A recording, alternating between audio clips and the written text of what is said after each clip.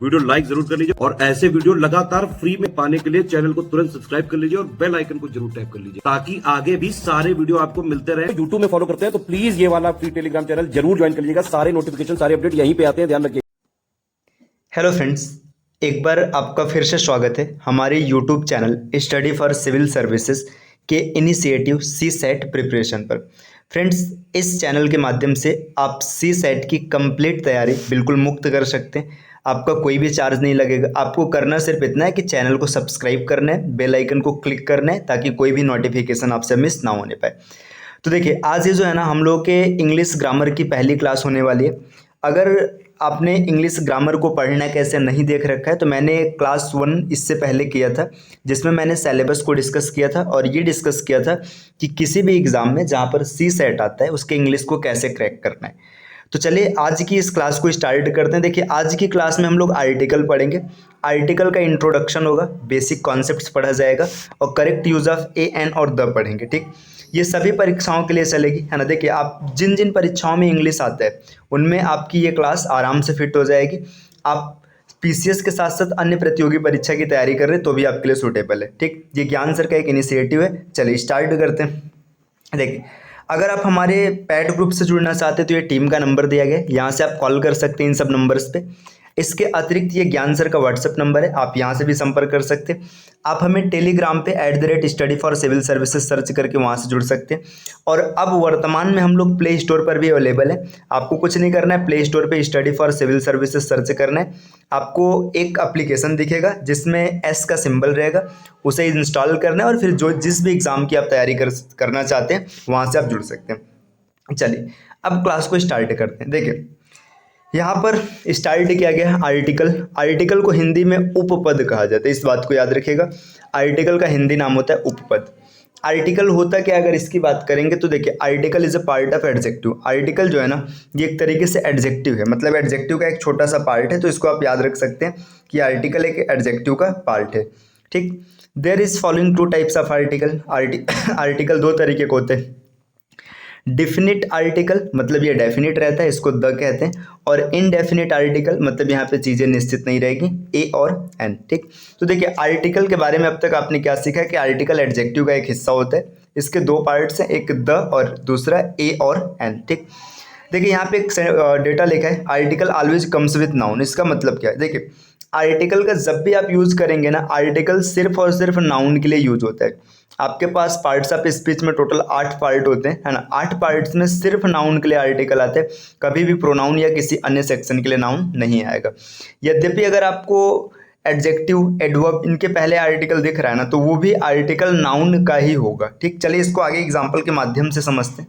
देखिए, यहाँ पे एक डेटा लिखा है। डेटा क्या लिखा है? ये लिखा है कि article without noun article and without article noun is not used, है ना।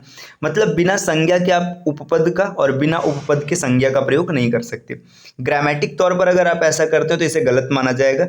अगर आर्टिकल है तो उसका नाउन भी होगा और नाउन है तो उसका आर्टिकल भी होगा। देखिए, यहाँ पे लिखा है दिस इज चेयर, है ना, ये सेंटेंस लिखा हुआ है। इसमें देखिए, ये हेल्पिंग वर्ब हो गया, है ना, इज हेल्पिंग वर्ब हो गया, है ना। यहाँ पे चेयर आपका नाउन है, लेकिन नाउन का आर्टिकल दिख रहा है, नाउन का आर्टिकल नहीं, मतलब ये सेंटेंस गलत माना जाएगा। इसका सही स्वरूप हो जाएगा दिस इज अ चेयर। ठीक, यहाँ पे चेयर के लिए हमने का यूज किया तो इसका सही स्वरूप होगा। देखिए, अगला सेंटेंस लिखा है दैट इज अम्ब्रेला, यहाँ पे लिखा है ना। देखिए, अम्ब्रेला दिख रहा है, अम्ब्रेला नाउन का काम कर रहा है, लेकिन यहाँ पर अम्ब्रेला का जो आर्टिकल है वो नहीं दिख रहा है, तो ये भी सेंटेंस गलत माना जाएगा। इसका सही स्वरूप हो जाएगा दैट इज एन अम्ब्रेला। मतलब अगर नाउन है, सेंटेंस में नाउन दिख रहा है, तो उसका आर्टिकल भी 100% कहीं ना कहीं जरूर होगा। बिना आर्टिकल के नाउन नहीं आएगा, ये ग्रामेटिक रूल होता है। चलिए आगे आते हैं अगले स्लाइड पे। देखिए, अगला स्लाइड, यहाँ पर भी कुछ एग्जांपल्स लिखे गए, एग्जांपल्स को क्लियर करते हैं। देखिए, एग्जांपल क्या है? Sunny is a wise man. अब यहाँ पे ध्यान दीजिएगा, सनी नाम, मतलब ये नाम है ना। Is helping verb and wise, देखिए यहाँ पे एक तरीके से नया एडजेक्टिव है। वाइज क्या है? एडजेक्टिव है, एडजेक्टिव है। यहाँ पे मैन, ये नाउन का काम कर रहे हैं। अगर आप ध्यान से देखेंगे तो इसमें नाउन आया, लेकिन नाउन का आर्टिकल पूरे सेंटेंस में कहीं नहीं दिख रहा है। अगर नाउन का आर्टिकल नहीं दिख रहा है, इसका मतलब ये सेंटेंस कुछ ना कुछ गलत है इसमें, तो ये सेंटेंस गलत हो जाएगा। इसका सही स्वरूप क्या, देखिए, Sunny is a wise man, है ना। आपने लिखा Sunny is a wise man, तो देखिए आपने लिखा है Sunny is a wise man, है ना। मतलब यहाँ पे देखिए ये आर्टिकल है, ये आर्टिकल भले ही वाइज के पास है लेकिन ये यूज किया गया मैन के लिए, है ना। तो ये मैन का आर्टिकल है, तो ये सेंटेंस बिल्कुल सही हो जाएगा। इसी तरीके से एक अगला क्वेश्चन देखिएगा, यहाँ पे 3 सेंटेंस लिखा गया है। पहला सेंटेंस है your brother is honest boy. देखिए योर ब्रदर ये एक तरीके से पूरा सब्जेक्ट का काम कर रहा है ना। इज हेल्पिंग वर्ब हो जाएगा। ऑनेस्ट ये एक एडजेक्टिव है, लेकिन यहाँ पे क्या लिखा है, बॉय लिखा है। देखिए ये नाउन दिख रहा है, लेकिन नाउन का आर्टिकल पूरे सेंटेंस में कहीं नहीं दिख रहा है। जब नाउन का आर्टिकल नहीं, मतलब ये सेंटेंस क्या हो जाएगा, ग्रामेटिक तौर पे गलत हो जाएगा। तो इन चीज़ों को आपको ध्यान देना। देखिए अगला सेंटेंस देखेगा, योर ब्रदर इज ऑनेस्ट। यहाँ पे देखिए ये पूरा सब्जेक्ट है, सब्जेक्ट है, ये हेल्पिंग वर्ब है और ये एडजेक्टिव है। देखिए इसमें नाउन मिसिंग है, नाउन नहीं है तो एडजेक्टिव भी, और सॉरी आर्टिकल भी नहीं है। जब नाउन नहीं है और आर्टिकल नहीं है, दोनों में से कोई चीज़ नहीं है, इसका मतलब ये सेंटेंस बिल्कुल सही है, इसमें किसी भी प्रकार की कोई त्रुटि नहीं है। अगले वाक्य को देखते हैं। देखिए दिया है your brother is an honest boy, है ना। तुम्हारा भाई एक ईमानदार आदमी। देखिए यहाँ पे योर ब्रदर ये काम कर रहा है सब्जेक्ट का, इज हेल्पिंग वर्ब है, एन ये एक आर्टिकल है, ऑनेस्ट एडजेक्टिव है, ऑन बॉय बॉय ये नाउन हो जाएगा। देखिए ये बॉय जो नाउन है, इस बॉय के लिए यहाँ पे ये एन आर्टिकल यूज हुआ है। अब थोड़ा सा एक चीज़ ध्यान दीजिएगा, पहले में ना यहाँ पे मैन के लिए ए लगा है, बात सही है।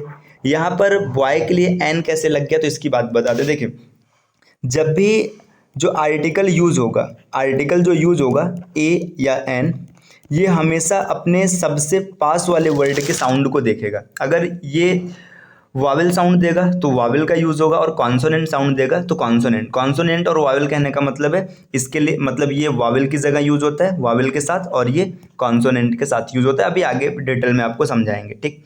चलिए तो यहाँ पे इसीलिए एन का यूज किया गया, क्योंकि इसमें अ की साउंड आ रही थी ऑनेस्ट में, इसलिए यहाँ पे एन का यूज है, ठीक। चलिए अगले क्वेश्चन पर आते हैं। Radha is a very good girl. देखिए यहाँ पे ये देखिए वेरी एडवर्ब है, गुड एडजेक्टिव है, यहाँ पे गर्ल नाउन है। यहाँ पे गर्ल नाउन है तो नाउन गर्ल का आर्टिकल होना चाहिए, तो गर्ल का आर्टिकल ये ए है ना। तो इसके बीच की डिस्टेंस बढ़ सकती है, डिस्टेंस कभी कांस्टेंट नहीं रहती है, कि ऐसा नहीं कि नाउन के तुरंत पहले आएगा। ये नाउन के पहले भी आ सकता है, एडजेक्टिव के पहले भी आ सकता है, एडवर्ब के पहले भी आ सकता है। ये सिचुएशन होगी कि सेंटेंस में किस प्रकार की चीज़ें दी गई हैं। तो उम्मीद है आपको समझ में आ चुका होगा। चलिए आते हैं अगले क्वेश्चन पे, अगले स्लाइड पे, है ना। देखिए अब यहाँ पे अगले स्लाइड पे क्या डेटा दिया है, आपसे बोला गया है कि जब भी आर्टिकल आएगा, आर्टिकल हमेशा नाउन के साथ आएगा। तो हम लोग थोड़ा सा देख लेते हैं कि नाउन कितने स्वरूप में हो सकते हैं। देखिए ये मैं नाउन का चैप्टर नहीं पढ़ा रहा हूँ, ये आर्टिकल का चैप्टर है। नाउन के चैप्टर में नाउन को डिटेल में समझेंगे। यहाँ पे खाली मैं ये बता रहा हूँ कि कौन कौन से नाउन आर्टिकल ले सकते हैं। देखिए जो आर्टिकल टेकिंग नाउन है, मतलब जिसके साथ आर्टिकल जा सकता है, वो सिर्फ सिंगुलर काउंटेबल नाउन होता है। सिंगुलर काउंटेबल मतलब सिंगुलर होगा, साथ में आप इसको काउंट भी कर सकते हैं। जैसे देखिए पेन हो गया, है ना, काऊ हो गई, है ना, बॉय हो गया, गर्ल हो गया, मतलब जिसको काउंट करना पॉसिबल है। अब जैसे मान के चले मैंने राइस लिखा, सिर्फ राइस, है ना, तो राइस अनकाउंटेबल हो जाएगा। मिल्क लिखे, मिल्क अनकाउंटेबल हो जाएगा, तो उन सबको काउंट नहीं कर सकते। अब देखिए और ये काउंटेबल नाउन जैसे सिंगुलर है तभी तक आर्टिकल का यूज होगा। जैसे अगर मैंने लिख दिया पेन्स, है ना, जैसे मैंने पेन्स लिख दिया तो यहाँ पे आर्टिकल का यूज नहीं होगा। देखिए पेन्स के साथ नहीं होगा। जैसे मैंने काउज लिखा तो काउज के साथ नहीं होगा, और अगर होगा तो इसकी परिस्थिति क्या होगी आपको आगे समझाया जाएगा। यहाँ पे सिर्फ बेसिक बात हो रही है, एकदम डिटेल नहीं है। अभी डिटेल हम लोग जब जैसे जैसे आगे बढ़ेंगे वैसे वैसे एक एक क्लू मिलते जाएंगे और चीज़ें सेट होती जाएंगी। देखिए अगर प्लूरल काउंटेबल नाउन है, मैंने यहाँ पे क्लियर कर दिया। यहाँ पे दिया प्रॉपर नाउन, अगर कोई प्रॉपर नाउन है ना तो वहाँ पे भी नाउन का आर्टिकल का यूज नहीं होगा। हाँ लेकिन अननोन होने पर आर्टिकल का प्रयोग होगा। जैसे कोई प्रॉपर नाउन है और उसके बारे में आप नहीं जानते, मटेरियल नाउन के साथ आर्टिकल नहीं आएगा, अब्स्ट्रैक्ट के साथ नहीं आएगा, और अनकाउंटेबल के साथ नहीं आएगा। अनकाउंटेबल मतलब जिसे गिना जाना प्रैक्टिकली पॉसिबल ना हो, ठीक है। अब्स्ट्रैक्ट मतलब जो फीलिंग को बताते हैं ना, मटेरियल मतलब जो मैटर को बताता है। तो ये सब नाउन में डिटेल में क्लियर होगा। मैंने यहाँ पे थोड़ा सा आपको जानकारी दे दिया है कि बस इतना याद रखना है, सिंगुलर काउंटेबल नाउन जो होगा, इन्हीं नाउन के साथ आप आर्टिकल का प्रयोग कर सकते हैं। चलिए अपने क्लास को और आगे बढ़ाते हैं। यहाँ पे देखिए, यहाँ पे क्या दिया है, एक डेटा दिया use of a and an, है ना, मतलब ए और एन का यूज कैसे किया जाता है। तो आपने लिखा है यहाँ पे ए एंड एन का प्रयोग सदैव अनिश्चित संज्ञा से पहले किया जाता है। मतलब कोई भी चीज़ जो निश्चित नहीं है, अनिश्चित है, उसके पहले ए और एन का प्रयोग होता है। यहाँ पे लिखा है यूज ऑफ ए। अब देखिए यूज ऑफ ए की बात करें तो आपने पढ़ा होगा जरूर कि जब कभी भी कोई शब्द, है ना, कोई भी शब्द होता है वो कॉन्सोनेंट कॉन्सोनेंट। कॉन्सोनेंट की बात करेंगे जैसे बी, सी, डी, एफ, जी, है ना। ये टोटल 21 कॉन्सोनेंट होता है। अगर कॉन्सोनेंट की बात करें, बस आपको ये याद रखना है ए, ई, आई, ओ, यू। इसको छोड़ के किसी भी अक्षर से स्टार्ट होता है तो वहाँ पे हम लोग ए का प्रयोग करते हैं, ठीक है। आपने ये पढ़ा होगा, है ना। तो यहाँ पे देखिए ये ठीक है, इसमें कोई दिक्कत नहीं। लेकिन कई बार क्या होता है ना, कई बार वोकल साउंड का केस आता है। तो देखिए आप ये डेटा तो याद ही रखिएगा कि कॉन्सोनेंट, कॉन्सोनेंट, ठीक है, कॉन्सोनेंट के साथ मतलब ए का यूज होता है। इसके अतिरिक्त ना वोकल साउंड का केस भी आता है। वोकल साउंड, वोकल साउंड का मतलब क्या होता है, इसको थोड़ा सा समझिएगा। अगर वोकल साउंड की बात करेंगे, देखिए जहाँ पे ना आपका जो उच्चारण है ये वावेल का आ रहा है, वावेल का उच्चारण आ रहा है, वहाँ पे भी आप हमेशा देखिए ये मैं क्या बोल रहा हूँ, जहाँ पे उच्चारण जो है ना ये कॉन्सोनेंट का आ रहा है, ठीक है। जहाँ पे जो उच्चारण है ये कॉन्सोनेंट का आ रहा है, उच्चारण कॉन्सोनेंट का आ रहा है ना। तो यहाँ पे भी आप हमेशा क्या करेंगे, यहाँ पर भी हमेशा ए का यूज करेंगे। यद्यपि वो सेंटेंस आपका वावेल से स्टार्ट हो, इससे कोई फर्क नहीं पड़ता है। जैसे देखिएगा एग्जाम्पल के तौर पे अगर हम लोग लिखने के लिए जाए, जैसे देखिए अ यूनिट, देखिए ये स्टार्ट तो यू से, नियम के हिसाब से क्या होना चाहिए था, ये यहाँ पे एन होना चाहिए था, लेकिन हमने अ लिखा है क्योंकि यूनिट को आप यू, देखिए यहाँ पे उच्चारण य का आ रहा है, ठीक। इसी तरीके से जैसे यूनियन, यूनियन के साथ भी अगर आप देखेंगे तो अ का यूज होता है। क्यों होता है, क्योंकि यहाँ पे इसका उच्चारण यस हो रहा है। अ 1 रुपी नोट, है ना, 1 रुपी नोट, यहाँ पर भी आप क्या करेंगे, ए का यूज करेंगे। अ 1 आइड मैन, है ना, अ 1 आइड मैन, यहाँ पर भी आप क्या करेंगे, अ 1 आइड मैन, एक आंख वाला आदमी। देखिए ये सब भले ही ना वावेल से स्टार्ट हो रहे हैं, लेकिन यहाँ पे ए का प्रयोग किया जा रहा है। क्यों किया जा रहा है, क्योंकि यहाँ पे इनका जो उच्चारण है, वोकल साउंड आ रहा है, ये कॉन्सोनेंट का आ रहा है। तो इसको आप याद रखिएगा। चलिए और भी आगे बढ़ते हैं, ठीक। देखिए अगले स्लाइड पे क्या दिया है, यूज ऑफ एन। अब यूज ऑफ एन की बात करेंगे ना, तो जब कभी भी कोई शब्द ए, ई, आई, ओ, यू इन सब से स्टार्ट हो, या फिर उसका जो वोकल साउंड है, वोकल साउंड, ये साउंड वावेल किया है ना, साउंड वावेल किया है, तो वहाँ पर भी आप हमेशा किसका यूज़ करेंगे, एन का यूज़ करेंगे। जैसे एग्जांपल के तौर पे देखिए बेसिक पैटर्न में तो आपको पता ही, जैसे मान लीजिएगा एप्पल हो गया, हमेशा एन एप्पल लिखा जाता है ना, एन एप्पल लिखा जाता है। अब जैसे मान के चलिए इंक पॉट हुआ तो आप लिखेंगे एन इंक पॉट, ठीक। लेकिन इसके अतिरिक्त ना कुछ चीज़ें, जैसे देखिए आपने ऑनेस्ट देखा होगा और लिखा जाता है एन ऑनेस्ट, ठीक है, क्योंकि यहाँ पे ये एच से भले ही स्टार्ट है ना, लेकिन यहाँ पे उच्चारण किसका आ रहा है, अ का आ रहा है, एन ऑनेस्ट, है ना। जैसे आपने आवर पढ़ा होगा, एन आवर, आपने आयर पढ़ा होगा, उत्तराधिकारी, है ना, एन आयर, है ना। इसके अतिरिक्त देखो कुछ चीज़ें ना, जब कभी भी कोई शॉर्टकट चीज़ें लिखी जाती है, शॉर्टकट मतलब जैसे देखिए एन एम एल ए, है ना। देखिए जब आप इसको हिंदी में पढ़ेंगे ना, तो एम को ऐसे पढ़ेंगे एम एल, ठीक है, तो यहाँ पे ए से उच्चारण हो रहा है ना, तो एन एम एल ए हो गया। जैसे देखिए एफ आई आर है, एफ आई आर के साथ भी हमेशा एन लगाएंगे, क्योंकि एफ है ना ए से स्टार्ट हो रहा है। जैसे एस से डी ओ हो गया, है ना, या फिर देखिए एस से डी ओ आप लिखेंगे, जैसे एक्स रे, एक्स रे, इसके साथ भी हमेशा एन का यूज करेंगे। जैसे एल एल बी, है ना, एल एल बी के साथ भी एन का यूज होगा। तो यहाँ पे मैं सभी शब्दों को ना क्रम में लिख दे रहा हूँ, इसको आप याद रख लीजिएगा। देखिए जैसे एम एल ए, है ना, एम पी, इनके साथ हमेशा एन लगेगा, ठीक है। जैसे एफ आई आर, है ना, I A S, I P S, I F S, I R S, S D M, S D O, है ना, इन सब के साथ एन लगेगा। इसके अतिरिक्त देखिए जैसे L L B, L L M, है ना, तो इसके साथ ये किया जाएगा। जैसे देखिए आपने ऑनेस्ट लिखा, ऑनेस्ट हो गया, आवर हो गया, है ना, तो इन सब के साथ हमेशा क्या आप किसका यूज़ करेंगे, इन सब के साथ हमेशा यूज किया जाएगा। इससे आयर हो गया, एच ई आई आर, इनके साथ हमेशा एन का यूज होगा। आप इसको याद रख सकते हैं, बाकी इसको रटने की ज़रूरत नहीं है, ये कैसे याद हो जाएगा, आप छोटा सा डेटा खाली याद रखिएगा। जब भी वोकल साउंड कॉन्सोनेंट का आएगा तो वहाँ पे ए का यूज करेंगे, और वोकल साउंड वॉवेल का आएगा तो वहाँ पे एन का यूज करेंगे।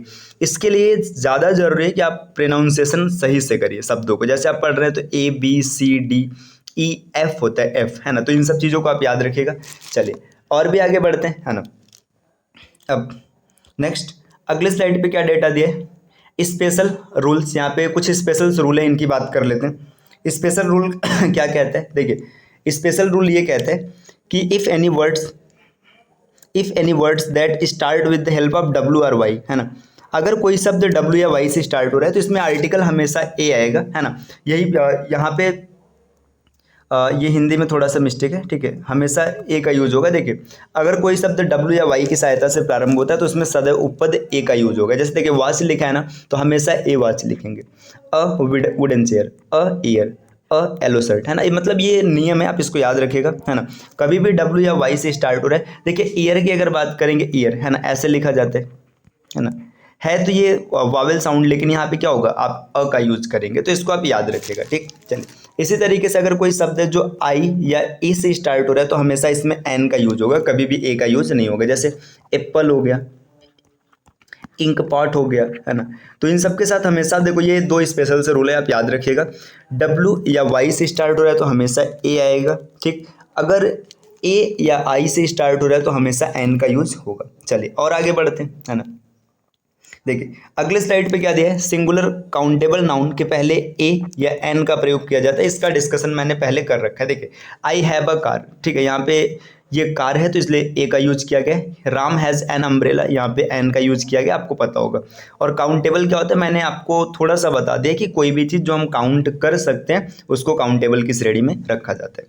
देखिए एक्सक्लामेटरी सेंटेंसेस में व्हाट आर हाउ के बाद ए या एन का यूज होता है। जैसे देखिए व्हाट ए ब्यूटीफुल हाउस, आपने ये सेंटेंस जरूर सुना होगा ना, what a beautiful scene, what a beautiful house, है ना। देखिए व्हाट, अब इसके बाद आपने ए का यूज किया, ठीक। व्हाट ए प्रेटी गर्ल, ये हो गया, है ना। अब जैसे यहाँ पे अगर ऐसा वॉवेल साउंड बनता तो आप जरूर लिखते, जैसे देखिए व्हाट एन ऑनेस्ट पर्सन, है ना, कितना ईमानदार व्यक्ति। तो यहाँ पे देखिए आपने एन का यूज किया, मतलब जब कभी भी एक्सक्लामेटरी सेंटेंस लिखेंगे तो इसमें व्हाट और हाउ के बाद हमेशा आप ए या एन का यूज करेंगे, ठीक। आगे बढ़ते हैं। जब वर्ब का प्रयोग नाउन की तरह किया जाता है, मतलब जो वर्ब होता है ये वर्ब हमेशा वर्ब रहता है, लेकिन अगर कभी नाउन के जैसा प्रयोग किया जा रहा है तो उसके पहले ए या एन लगाया जाता है। जैसे देखिए ही has gone for a ride, है ना। यहाँ पे देखिए राइड जो है ना एक तरीके से वर्ब होता है, लेकिन यहाँ पे इसका यूज नाउन के जैसे किया जा रहा है। He has gone for a ride, मतलब वो राइड के लिए गया है ना। I want to have a drink, है ना। अब यहाँ पे ड्रिंक का यूज किसकी तरह किया गया, नाउन की तरह किया गया, जिसके पहले हमने ए का यूज किया है, ठीक। चलिए अब देखिए आपने ए का पूरा यूज क्लियर कर लिया, अब हम लोग बात करेंगे द का यूज। तो यूज ऑफ द की अगर बात करेंगे तो the is used for definite noun, the का यूज हमेशा डेफिनेट नाउन के लिए किया जाता है। अब देखिए यदि किसी वाक्य में किसी संज्ञा का जिक्र पहले किया जा चुका हो तो उसे उसका पुनः जिक्र करने हेतु द का प्रयोग होता है। आपने ये अक्सर बुक या पैसेज पढ़ते समय देखा होगा। जैसे एक मैंने लाइन लिखा है यहाँ पे, once upon a time there lived a farmer, एक समय की बात है, एक किसान रहा करता था। देखिए यहाँ पे किसान का जिक्र पहले हो चुका है, ठीक है। लिव्ड यहाँ पे लिव्ड अ फार्मर रहेगा, ऑफ नहीं। Once upon a time there lived a farmer, है ना। देखिए यहाँ पे अ का यूज हुआ है, इसके बाद क्या बोला जा रहा है, द फार्मर। देखिए यहाँ पे जब फार्मर की बात किया गया, देखिए आपने पहली बार आर्टिकल पढ़ा तो फार्मर से आपका परिचय हो गया, मतलब अब ये क्या हो गया, डेफिनेट हो गया। तब आपने आगे लिखा है the farmer was very hard working, किसान बहुत ही मेहनती था। अगर आप कोई आर्टिकल पढ़ रहे हैं, कोई किताब पढ़ रहे हैं, उसमें अगर एक बार किसी का जिक्र किया जा चुका है, फिर उसके बाद ना आगे अगर जिक्र करेंगे तो द का यूज होगा, ठीक। देखिए अगला सेंटेंस क्या है, the man in blue shirt is my cousin. देखिए the man in blue shirt, है ना, द मैन, यहाँ पे देखिए मैन मतलब आदमी की बात किया जा रहा है, और आगे बोला गया कजिन। कजिन है मतलब आप 100% उसको जानते हैं, चीज़ें निश्चित है ना, तो यहाँ पे आप बोलेंगे ये फिक्स है। जैसे देख मैं और एक एग्जांपल लिखता हूँ। सपोज कीजिए आप घर पर है, ठीक, या फिर रास्ते पे आप जा रहे थे, है ना, एक कार ने आपको लिफ्ट दे दिया, है ना, कार ने आपको लिफ्ट दे दिया। अब इसके बाद कार का नंबर आपको ये मतलब, या फिर आप उस कार को जानते हैं, ठीक है, आपसे किसी ने पूछा आप कैसे पहुंचे, तो आप बोलेंगे द कार, है ना। द कार मतलब जिस कार को आप जानते हैं ना, तो उसने आपको लिफ्ट दे रखा है। या फिर सपोज कीजिए आपके घर का गेट नॉक होता है ना, आप दरवाज़ा ओपन करते हो, ठीक है, कोई अंकल आए जिनको आप जानते हो तो बोलेंगे the Sharma uncle is calling you, है ना। अगर नहीं जानते तो बोलेंगे अ शर्मा अंकल। मतलब यहाँ पे द का मतलब ना चीज़ें पता है कि वो जो आदमी है ना उसके बारे में आप जानते हैं, अ का मतलब इसके बारे में आप नहीं जानते, ठीक। चलिए और आगे आते हैं। देखिए यहाँ पे एक डेटा लिखा है, article the is used for unique thing. Unique things जो होती है ना उनके लिए आर्टिकल द का यूज होता है। जैसे द गंगा, है ना, द सन, द मून, है ना। तो ये हम लोगों की क्लास यहाँ तक की रही है ना। इसके बाद और चीज़ें हम लोग अगली क्लास में कंटिन्यू करेंगे। देखिए आर्टिकल के बारे में एक डेटा मैं आपको बता दूँ, आर्टिकल का यूज जितना आपको आना चाहिए उससे ज़्यादा इम्पॉर्टेंट है आर्टिकल का ओमिशन, है ना, कि आर्टिकल का यूज कहाँ पर नहीं करना चाहिए। ठीक, तो ये आर्टिकल की पहली क्लास थी।